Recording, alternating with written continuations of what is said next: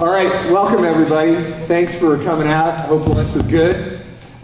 We are doing what we're calling team talks. So over the next week, we're going around and having a bunch of meetings with our city team members to just talk about what's going on. And so that's why we're here. We want to connect with you, give you some information. We've asked you for questions, and boy, have you delivered. About a week and a half ago, we said, give us your questions. And we have somewhere around 10 pages of questions right now. So that's good news that you're giving us questions, inquiries, things we need to know, which is great. But we are not going to try to answer 10 pages of questions today. But we will answer some, and that'll be part of our agenda as well. So we're going to cover some general topics. We're going to give each of the department directors some time to talk a little bit about some things that are going on in their area, and Mark as our Assistant City Administrator for Public Works to talk about that as well. So we'll cover that, and we're going to try to do this, and I set a timer to help keep us on track. We're going to try to do this in a little over probably 45 minutes. So we'll roll through that and go from there. And then we have questions that we're pulling from those 10 pages that we're going to share with you. I'm getting a lot of feedback. I don't know if there's anything we can do to help with that. All right, so let me move on to the next thing and just sort of highlight this slide, and hopefully you can all see this reasonably well, is some really great accomplishments that have happened in our community over the last few years, and things we ought to be really proud of. First of all, a AAA bond rating. That means when we go and have to sell debt to do a big project, we get evaluated. We get a report card, essentially, from these bond rating agencies, and we have received the top-rated level that you can get from both Standard & Poor's and Moody's, a AAA. And so that puts us, there's probably not more than 100 cities or so in the whole country that have that type of rating, and that speaks to our financial stability.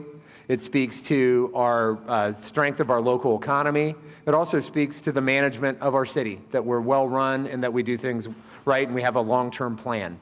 Those are all things they look at, and they've given us the highest marks possible. Fastest growing city in the United States. We're in the top 20 in the last decade in terms of growth in our community, according to the U.S. Census Bureau. We also have achieved recognition as an all-American city. So that's exactly what it sounds like. Just like there's an all-American quarterback or linebacker or point guard, that means you're an example of a really, really effective, great player. Well, that's what we have been recognized as a city. And we're the first Tennessee city to receive that recognition since the 1990s, and that's a big deal. Recognizes us as an exemplary city. A couple other things up there, consistently in the top 10, top 20 of Money Magazine's best places to live in America. They've been doing those ratings for 40 plus years. That's a big deal. If I stopped right there, those top 4 bullets, folks, there's not another city in Tennessee that has but 2 of those 4, and we got all 4, and that's something to be proud of and something we all should be proud of. A couple other things, really strong local economy despite all the turmoil and disruption of the pandemic and all the other stuff. Lowest unemployment in the state. Also, just in the last 2 years, we've had 6 corporate headquarters say they're coming to Franklin to invest and grow their businesses. You probably saw last week, In-N-Out Burger picked Franklin as their eastern hub for their whole operation. I can tell you, every state east of the Mississippi wanted that deal. And we got it, not just in the state of Tennessee, but in the city of Franklin. So that's something to really be proud of. One of the other things we do is every couple, 2-3 years, we go out and ask our citizens how we're doing. We get their feedback. We use a survey that is used by cities across the country. And again, we consistently score in the top 10, top 20 in terms of the perception of our citizens for the quality of services they receive, quality of life in the community, all of those elements, and something to be really proud of. And that brings me to just saying thank you. You all make that happen. That is not me, that is not these directors, that is not the board, that is our team collectively getting it done. Because people don't invest in your community, they don't build their lives here if they don't think we're doing it right, and this is a place where that investment's gonna not just sustain, but grow and be better. And so you all should take a lot of pride, and you should take some credit for being a team that helps deliver, because our services and the way we do our job helps make all that happen. So thank you for doing that, and thanks for doing that every day. All right, I'll just touch on this real quick, and some of this will come back up. But as we look in the year ahead, there's a lot of big things going on. We're doing a lot of long-term planning around land use and what the community is going to look like. The growth that we talked about is going to continue. We have had about 1,000 acres annexed into the city in the last couple years in the southeast. So we're looking at how we plan for that area and how we serve that area. The county has initiated a long-term update of the growth plan for the whole county. First time in about 25 years that's kicked in. We're also updating our overall land use plan to reflect all of that, to say, how do we develop in a way that is consistent with the goals of the community long term and do this well, continue the momentum that we've built over decades here. Some major projects will get completed. The water reclamation facility, our largest project ever, is nearly complete, will be complete later this year. That's a big deal. Praise God, Franklin Road will be done this year, this spring, right? Right? Yes? Yes, it will. And we joke a little bit about that, but let me give compliments to our team, engineering and the inspectors that worked on that. That's been really hard. There's been difficulties with utilities, with the contractor, and they've been creative and they've been sticking at it so that we get things done. We got pavement down before the end of last year, and the rest of that project will get done this spring. So that's a big deal as well. Some major parks projects are getting bid or getting going, and I think Lisa's going to talk a little bit about that coming up. So we'll touch on that, but those are great to see those get moving forward.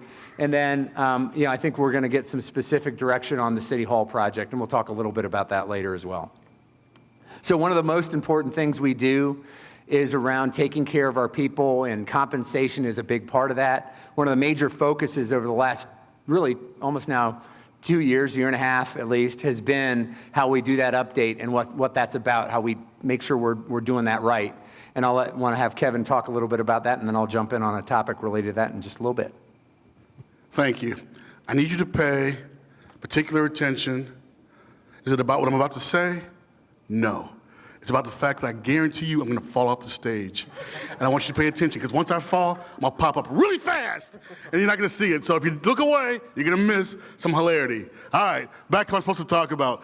Compensation plan. Don't push, Mark. Okay, I thought you were asking it. No, it's going to happen. I can just tell. Right.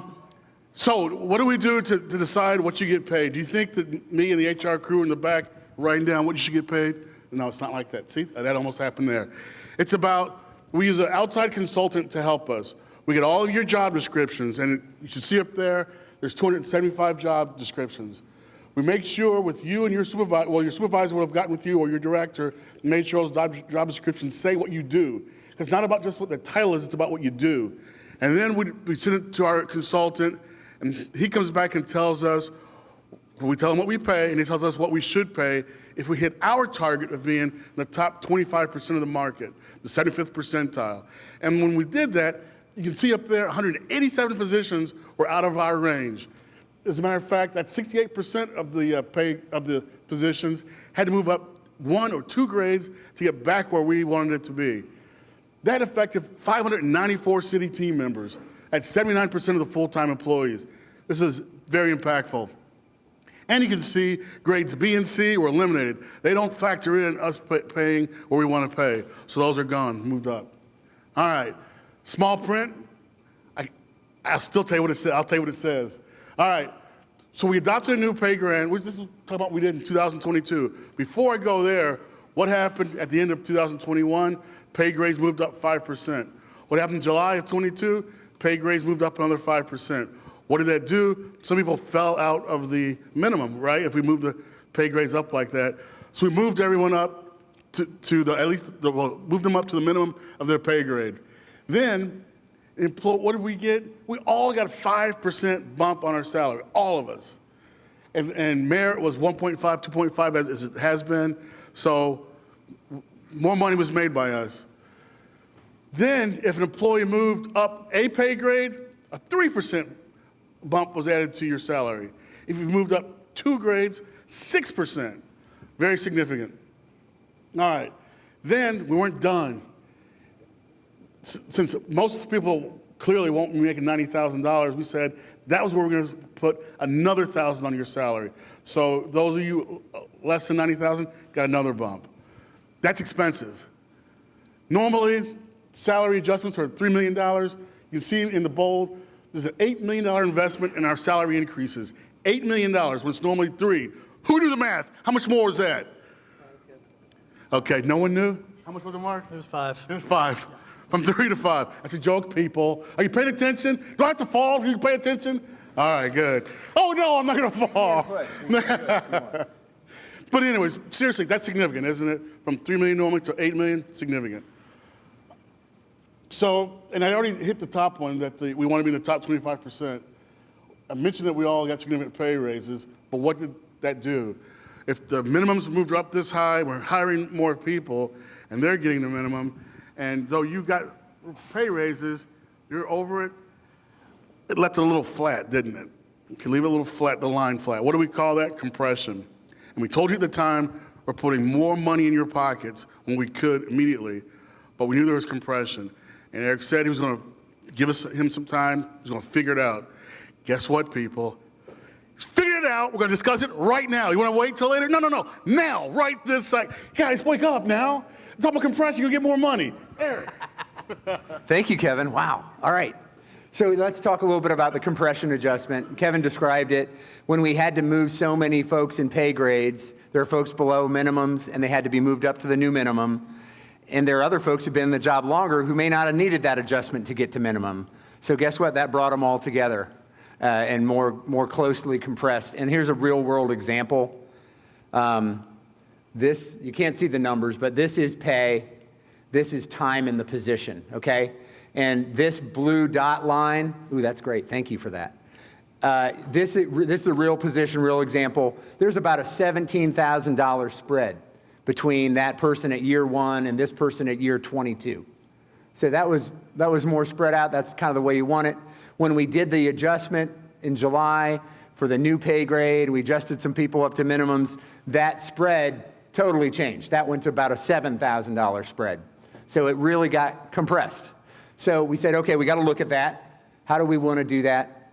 And we also brought in another important factor. About 5-6 years ago, we made a commitment to you that if you were getting effective or better in your evaluations, moving along, that we would make sure you were at midpoint of your position by year 8 in your position. Okay, so that was sort of a benchmark that we looked at.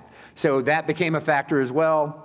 I won't go into great detail. I sent you all out an email in the middle of December with a video and a full presentation about exactly how all this formula works. But this is kind of the end result. We honed in on that goal of getting to year 8, midpoint by year 8, came up with a kind of a factor for each pay grade based on what it would take to get there. So here's 3 more examples that we did when we presented this. I just wanted to have that there. Here's what it was, the same example. See how flat that was. When we apply that formula, and the formula is applied to folks that are in the position 3 years or more, because the folks below 3 years got significant adjustments, most of them getting up to the new minimum, all right? So that's where we wanted to take care of this. So look at the adjustment on that. Hopefully you can see this. So see how that changed? We recreated that spread and made it even, in this case, even a little bigger. It's about an $18,000 or more spread between the person who's been in the position 22 years and the person that's been in it 1 year. That was key. And then we also really got to where we are right where we need to be on year 8 being at midpoint. This person's at 7 years, they're just right there. And these folks that are year 4 to year 6, they're definitely on track to hit that year 8 midpoint, which was our goal as well. So we both addressed that, and we created a greater spread in terms of pay between years of experience in the job, which was the goal. So that's going to be an additional expense to the city. So that $8 million is going to turn into about $8.6 million across our budget. But it's the right thing to do. It's going to get implemented starting the pay period that starts January 22nd. So if you're eligible, you will see that on your first paycheck in February. You will get a letter from HR by the end of next week with the specifics if you're eligible about what that is, okay? So look for that. If you have questions, get with your supervisor, get with HR, get with me, and we will make sure, if you think there's any questions, we'll make sure we answer those for you. So proud that we're moving forward on that and that we've allowed for that differentiation with years and experience within the job. All right, one other thing I want to touch on related to a benefit component, which is the pension program.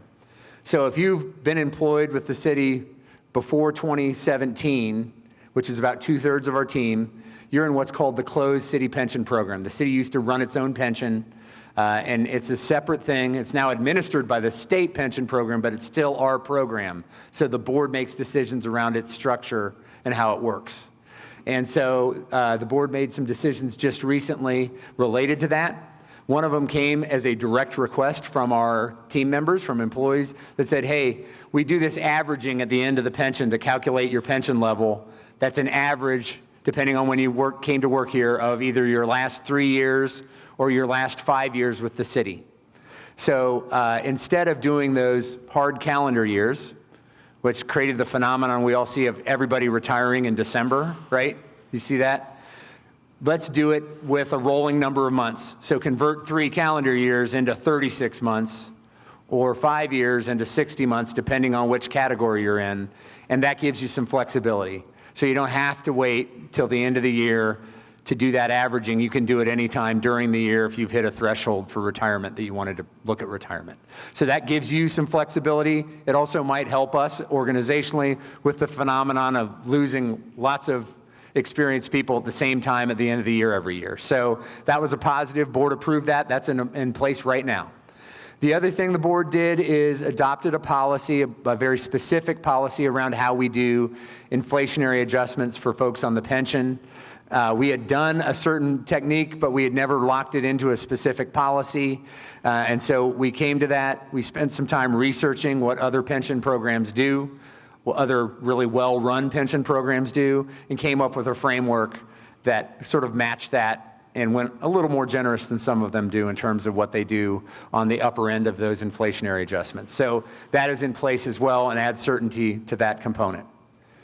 So I'll go through this real quick because not a lot of you work in City Hall, so I won't go in as much detail as we have with the City Hall departments, but this project is moving forward, looking at how we replace where we are now in terms of the existing City Hall, which we talk about being a former downtown mall that has temporarily been a City Hall for 42 years. And so it's just past its useful life. It does not serve us well, so we need to look at something different. What we've done to this point, you see some lovely photos of what happens when it rains in City Hall. We have lots of interesting things go on, and it just isn't effective space for us anymore. But we've completed a master plan. The board's approved that master plan. We did have to adjust the building scope just because of the affordability of the project. So right now we're looking at a City Hall building of 90 to 95,000 square feet. So that's the general project we're working on. Board's approved us moving into some schematic design up to a certain point on the current location on the square. But we've also had an offer made to us in the last month that we need to evaluate. The owner of the HD Hill site just south of the police building said, hey, I'll swap you property. Why don't we look at that? Now, we know the value of our property is probably greater than his, but how do we factor in what a savings might look like if we went to another site, that one or something else, in or around downtown? So we're doing some due diligence on that option as well. But like I said, the board's also said, keep moving on schematic design related to your site so that we can answer some of those questions as well. So the project's moving along. Regardless of that location, we have the same goals in terms of a really efficient use of space where departments are put together that work together. We have safety of the public and of our team as a major element. It's highly functional space, and that it just serves us well over the long haul, has the ability to adapt to future needs. This is a really early rendition of what it might look like if you're looking south from the square down 3rd Avenue. This is an idea of what a 3-story City Hall might look like on the square.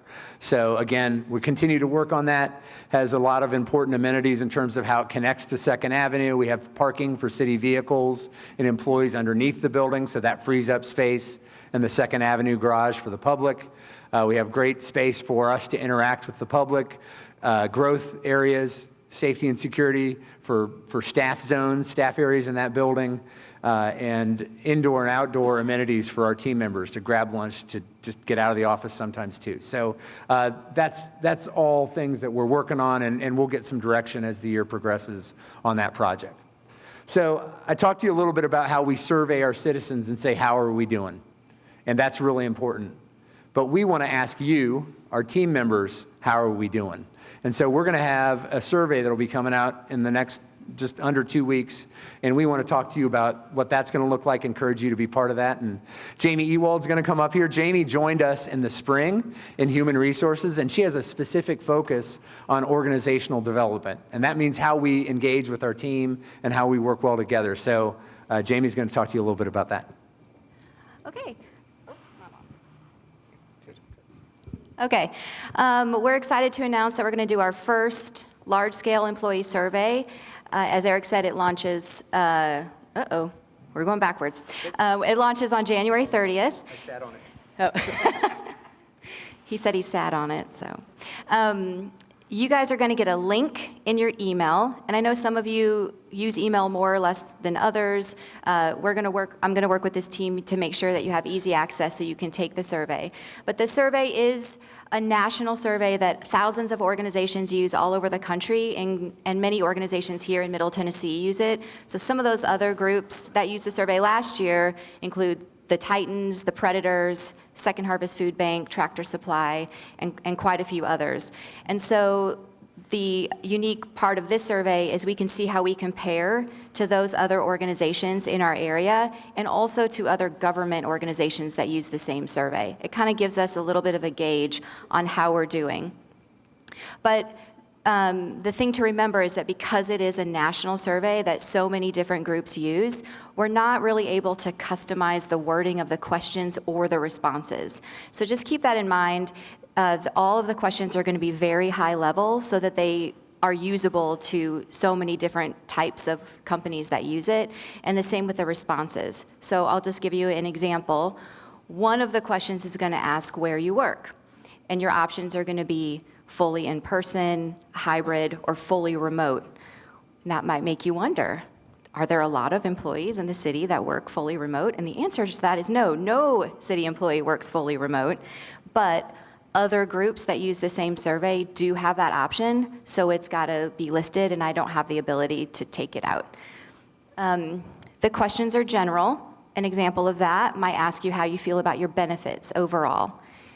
We have a lot of different benefits, and you might feel differently about them, but you're going to have to kind of give us an average. And if you have specific feedback or comments, there are open-ended questions, and you can leave that, and that would actually be really helpful to us. The big takeaway, if you only hear me say one thing, it is this. The survey is confidential. We chose a third-party survey vendor to administer the survey for us so that you guys can feel comfortable to share your honest feedback. The things that we're doing really well that you don't want us to mess with, or that you want us to, even kind of like build up even more, we need to know that, but we also need to know areas where you might be experiencing challenges or have some constructive feedback for us. So you are going to get a unique link. It is unique to you. That is so the same person doesn't take the survey 25 times. And it is tracking your department only. We want to make sure that we have representation of opinions across the organization, because as you can imagine, I work in City Hall, so my experience working for the city probably looks a lot different than yours, and your experience probably looks a lot different than a police officer's. So we want to make sure that no single department or division is weighting the survey more.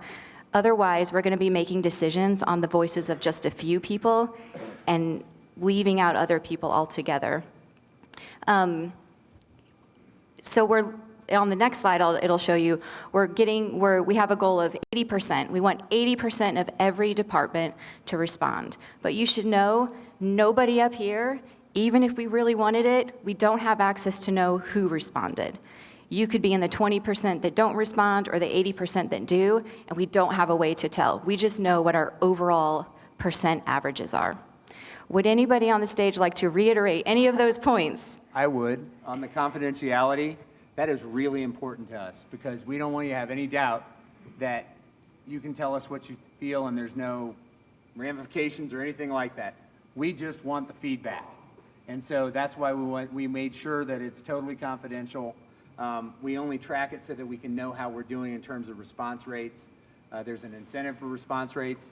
But honestly, folks, I don't know why we wouldn't have 100%.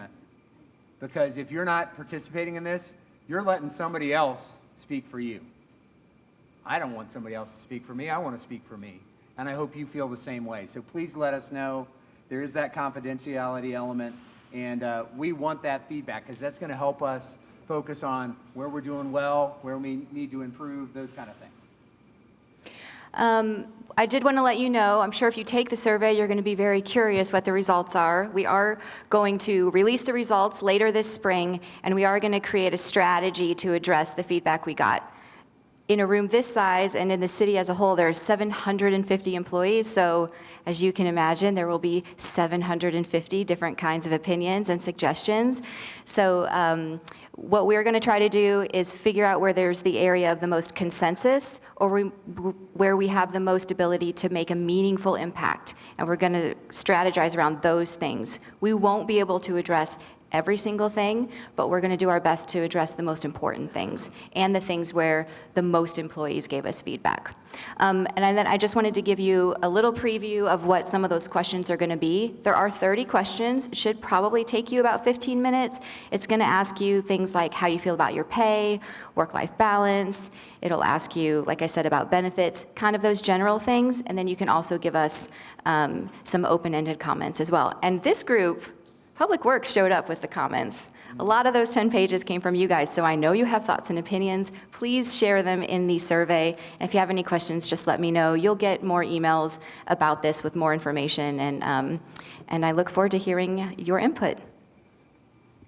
So I don't know if you saw it up there. If your department gets 80%, we're buying you lunch. So we're committed to confidentiality, but we're also committed to bribing you with food. So do with that what you will. What if we get 90%? I've been challenged to say, what if a department gets 100? Share it. Call us on that. We're coming up with something if you get 100%. That's right. Maybe, I don't know. We'll come up with something. State. Yeah, that's right. That's right. All right, so that's kind of our basic information we wanted to share with everybody. I want to turn it over now to Mark and the department director group here to talk about some things that they want to highlight for you, and then we'll get to question and answer and close it out. So, Mark? So yeah, thank you, Eric. So I'd like for, so each of the department heads are on stage here. Thank you, sir. They identified a couple of topics that they wanted to share with you, and it doesn't matter who goes first, but Michelle, you want to go first since you're in front of me? So for, hopefully my voice will hold out. So for my water folks, we've done the wastewater plant, we've done the water plant, and things have kind of been different. But I think the amount that y'all have accomplished this year, like construction-wise, we finished the reclaim line, which I think was a big multi-long year deal. You finished Gish Street, which was, obviously a big part of town that people use as a cut through. The biggest thing is I was kind of thinking of what we've done this past year, the reclaim line. Like when we realized there was an issue, I think we came together, and I mean, y'all had it knocked out within a week and a half. We figured out what was wrong, and it wasn't us, which was even better. We have done a lot of things upstairs. The inspectors and the engineers and kind of stuff. We work a lot differently than we did 8 years ago, right? With the way that we're involved in projects, the way we manage them. We have come a long way, and I am excited to be able to work with y'all and to be able to continue that, because we are really doing some cool things, and I am so thankful and appreciative for that. And I am honored to get to work with all of y'all and to learn from you every day. I have to follow that. I'm honored to work with you too. First of all, I just want to say thank you for being here. Thank you for being engaged. We can't say that enough. I know that this sounds a little kind of generic sometimes, but it is very true. If you're not engaged, you can't be involved and be where you need to be and answer those questions. And it's so important. And I'll just give you an example of that, and I just want to say thank you for those, from Jeff and DeJuan for the food and your team, to Suzanne and Parks and Water Management and Communications. I mean, just to put this together today takes a village, as you can imagine. It's kind of like rearing a child. And so thank you for doing that, because it's important that we're together, because we like being together. It's good that we communicate in a very informal setting sometimes. So thank you for what you've done today and for our awesome stage. We wanted a bigger, this is really high. I'll just be honest with y'all. This is really high, and I would get up, and I'm afraid to. So let me tell you a little bit about parks, and let me share some things with you. As Eric kind of mentioned, we're so excited. I was telling my executive team earlier this week that it's going to be such a challenge, and it's exciting in 2023, but as a Southern would say, it's a little nerve-wracking because we've got a lot of projects coming about. Some have been working on for 10 and 15 years. We've got Bicentennial, which many of y'all know if you've lived around here long enough, the old Durango Boot Factory. We're going to finally do construction there, and we're going to bid that in a couple of months. We've got a lot at Harlansdale. We've got the main barns going to be rehabbed. We've got the historic house on the property, working with Michelle and Steve and y'all's groups on a pedestrian bridge, which is as large as Pinkerton Parks Bridge. We're going to cross the river in the back of the property and extend a trail system through Chestnut Bend. So it gets us over to Hillsboro and connect those neighborhoods. So a lot of collaborative effort that takes place here. The other big thing is like Robertson Lake in Southeast Municipal Complex. Michelle's team was gracious enough to allow us to come in, and we're building a park that is going to surround the new plant at some point in time. And so we will start construction, and one of the things I'm excited about is to increase our athletic capability on that side of town, some walking trails, but the inclusive playground. And so that's going to be a huge part, not just because of what we do, but also for our community. And so we're very excited about the projects that are taking place. But let me tell you how that engages you, is every time we grow, that anytime you hear something up here or the projects that I mentioned, the growth happens with more positions and the opportunities for growth as you on a professional level. And that is real important because as jobs come open, if it doesn't mean you're pigeonholed to one department. We're public works. So having that capability and having that on your resume is such a huge part that we're going to see growth. So engage in that way when you see, once we finish construction, of how the growth that will happen, not just in parks, but how it's going to happen in all of our departments. So thank you for letting me share. Eric, how much time do I have? You've got a few minutes. Yeah. 4. 30, 40? No, not 30 or 40. Oh, okay. Well, we'll make it pretty quick then. So I wanted to touch base just a little bit on some innovation in the streets department. I know so often that when we get settled in to a workplace, innovation can be tough. It's exciting, but it can also be very challenging for our teams because we don't always know, like, how's that going to work out, right? And so as I kind of look around the room a little bit and I'm thinking about some of the unique innovation that we have incorporated in the street department, it does excite me that I know that we have a team that continues to want to be the best of the best. And sometimes you just have to walk through challenges to get there, right? And knock down a wall and then walk through it. And sometimes you're successful after you walk through it the second time. I was kind of thinking through some of our teams here. Sometimes we bring those innovations about, and sometimes others bring that to us, and then we just have to support it, right? So with the traffic division, the TOC had selected an adaptive timing solution for the Cool Springs area. And certainly a lot of our traffic team has to support that by learning that technology and applying work in the field to make sure that that solution helps or is effective. I think about pipelining. Well, in the water and sewer industry, that's been around for a long, long time. It's not been around so long for a storm sewer. And so the fact that our stormwater teams bring that to us to try to save money, to certainly put off construction activities and disrupt the motoring public, that's kind of a big deal for us to look at that. thinking about the ASP system, many of you all don't know that we have a new system in place out at the compost facility. And that system started as a pilot program. And lo and behold, we put a little more money into it, a little more time and energy, and we have a very effective ASP system for that entire site now. And we can't put a price tag on what that saved us because we didn't have to purchase land or new equipment. And so those are a few areas that have come either by somebody else or by this department. The one I'm most excited about, just to be honest with y'all, is we had implemented a Route Smart technology a couple years ago. That started off in the solid waste industry or with SES. They brought that solution about with their automated routes and trucks and turn by turn. And of course, we're sitting over here thinking, man, how in the world can we use that system?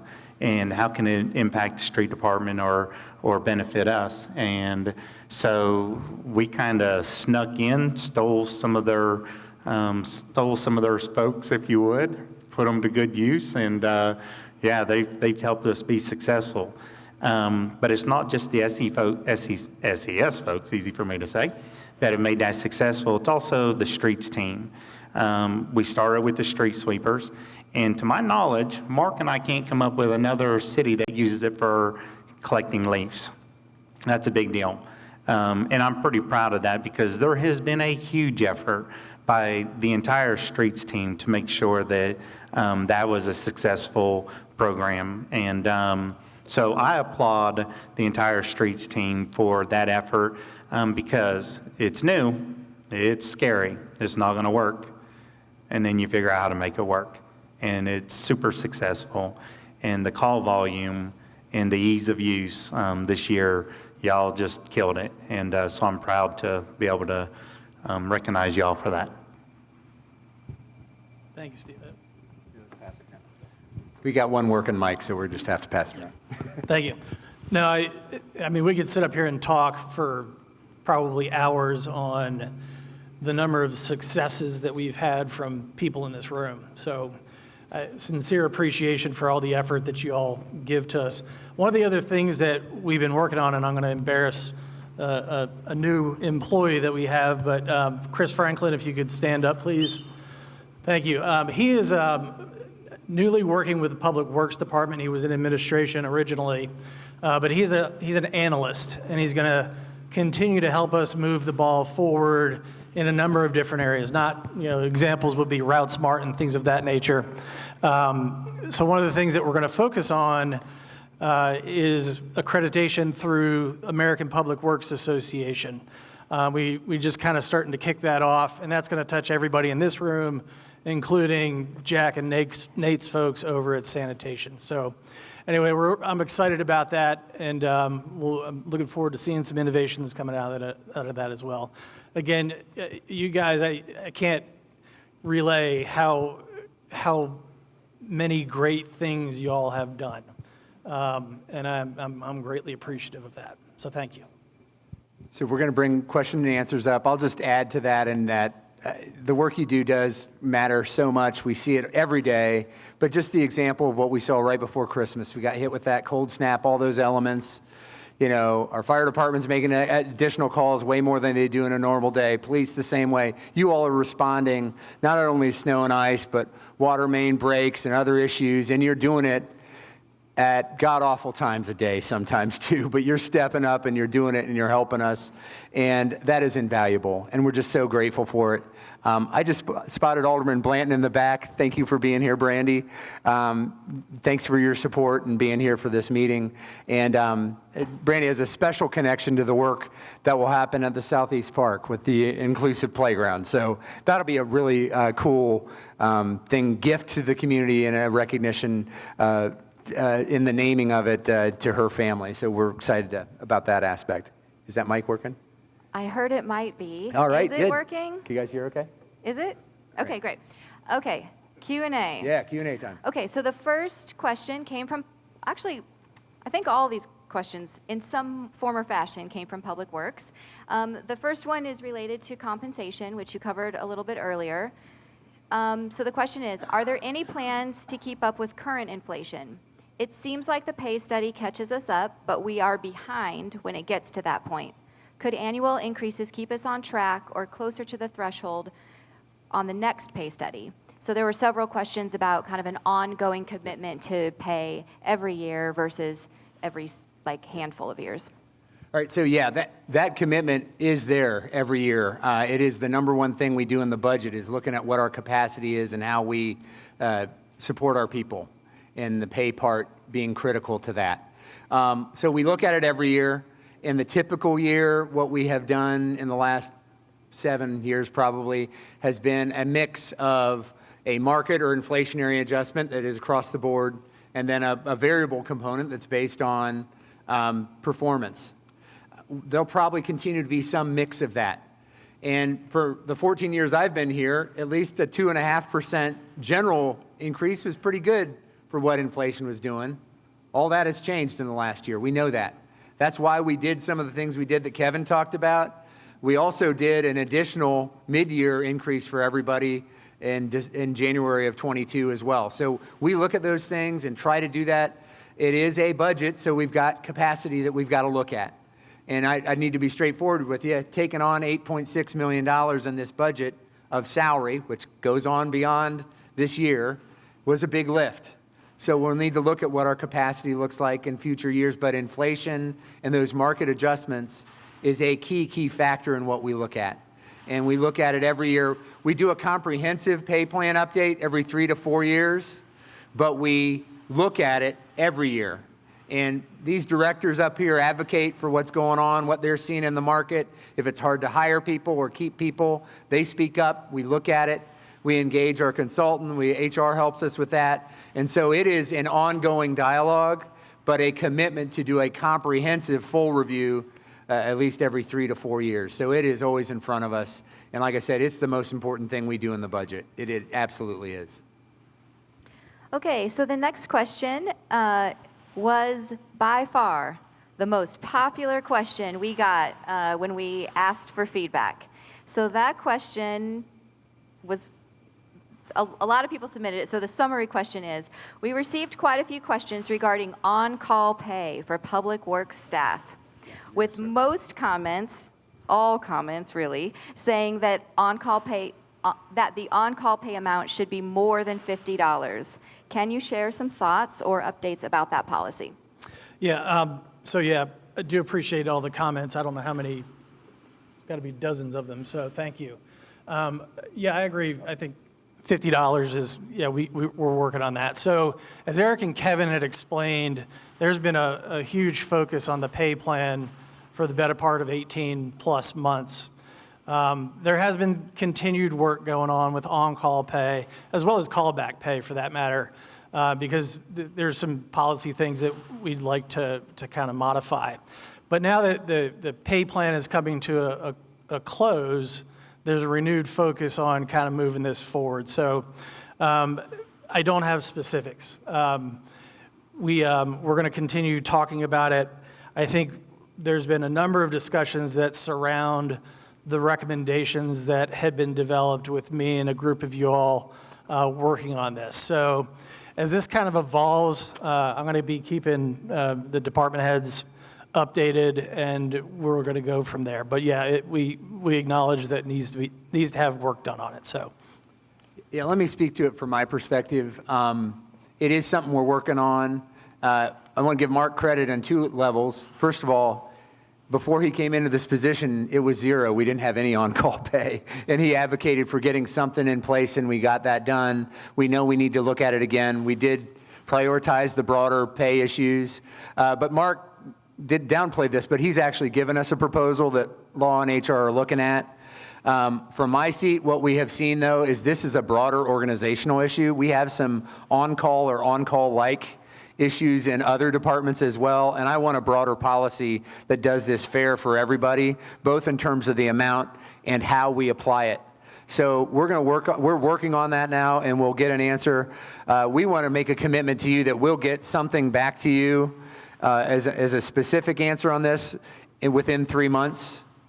I don't know what that answer will be. That answer might be we've got a system and here it is, it's updated, or it might be we're still working through some legal issues, but it's going on and here's the progress we've made. So we know it's a top issue for you all. We get it, and we know that it needs to be addressed. We've got some consistency issues across the organization and some broader policy that we got to work through, but we're doing it, and it is. And Mark submitted something for us to respond to, and we're looking at it both in your world, but also as a broader policy.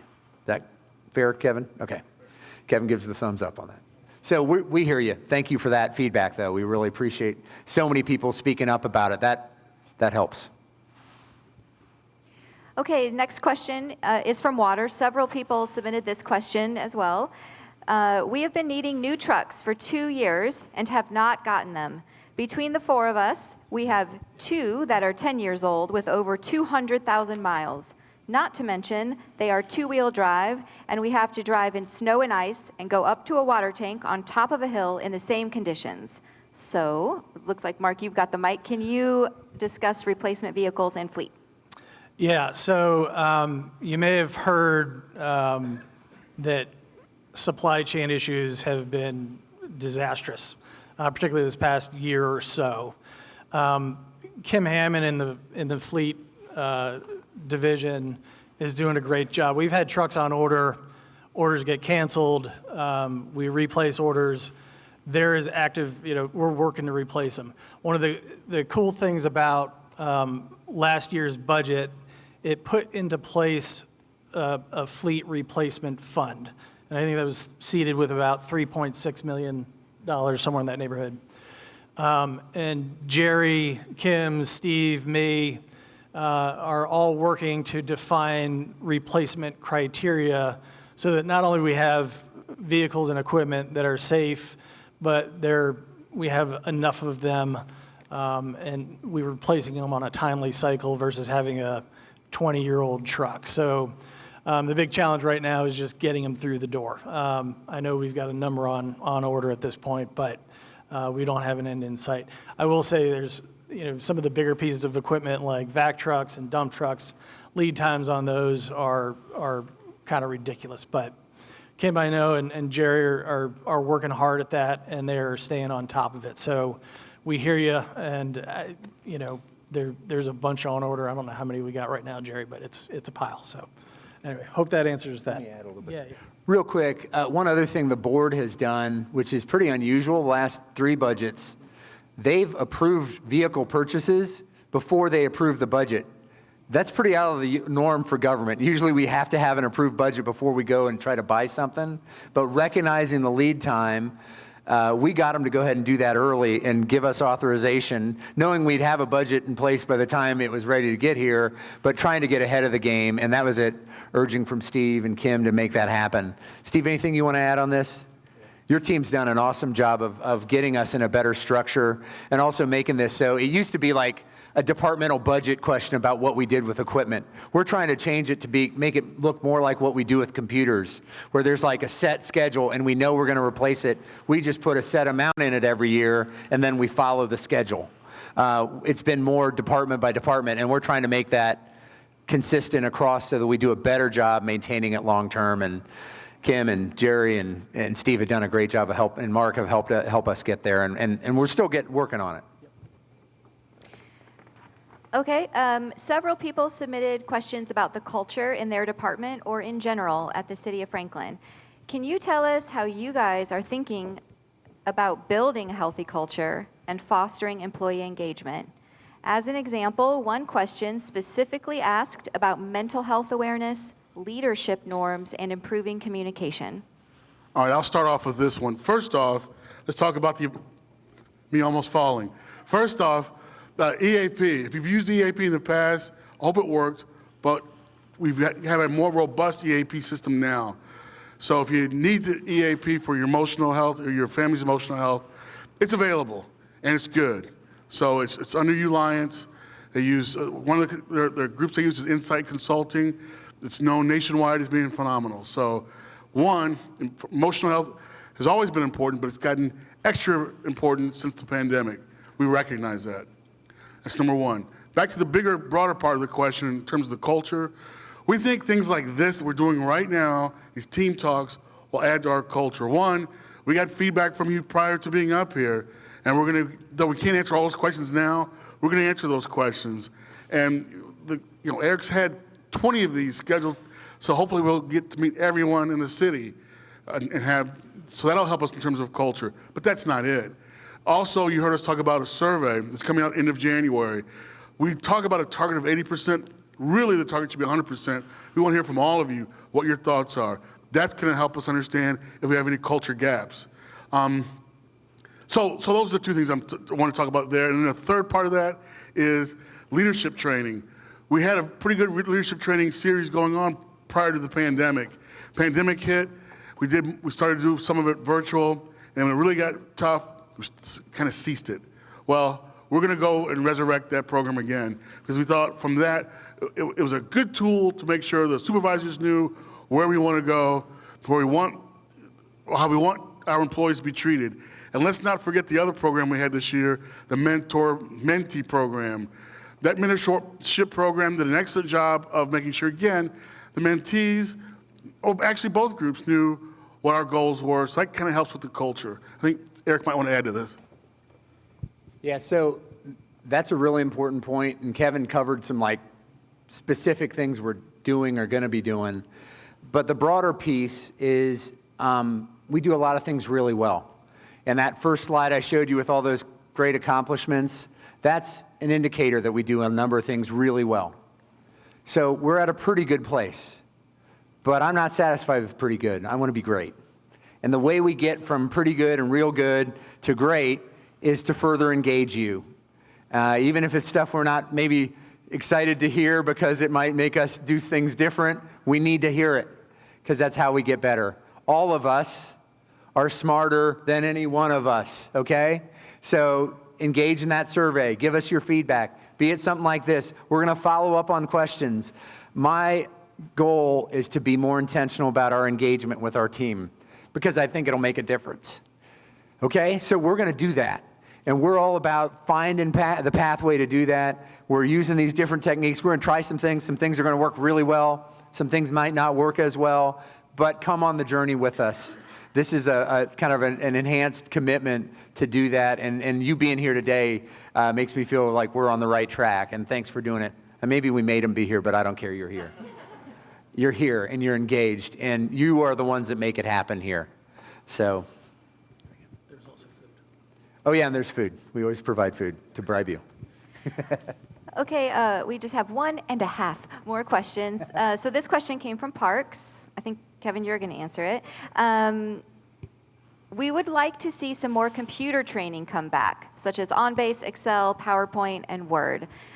So Kevin, can you maybe give an update on how they might be able to get that? And it kind of goes back to what I said previously. Pandemic hit, we sort of slowed down in that. But in actuality, when I saw this question and reached out to IT, none of that has been eliminated. If department directors, supervisors want more Excel training, you individually want it, all you have to do is reach out to IT, and that's provided. Now, I did already tell you about supervisory training. That's coming out of the HR department, and we are working on resurrecting that. But in terms of specific IT-related training, it's still available. Just go to the help desk and put in a request, and that's still available right now. Where's the half? The half question. Okay, so it's a two-parter. So there are 2-quarter questions, maybe. If people did not hear their question answered here today, what can they expect?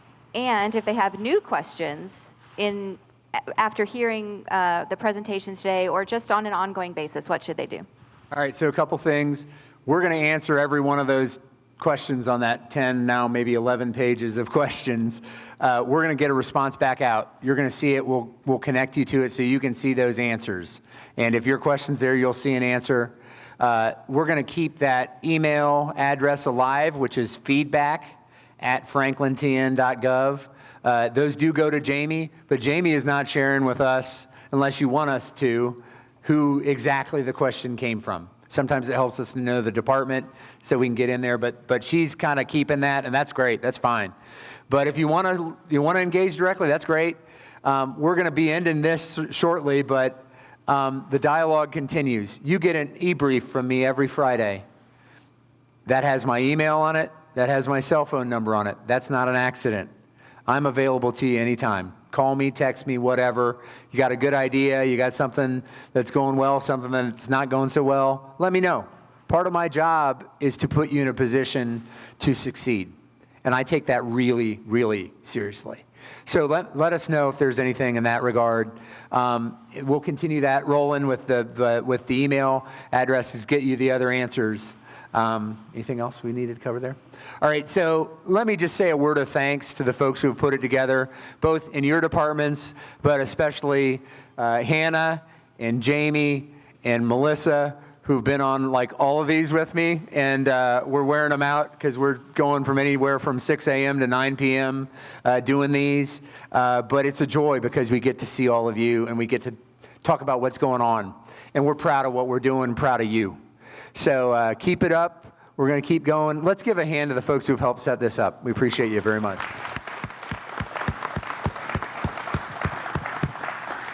Thanks, everybody. Have a great day.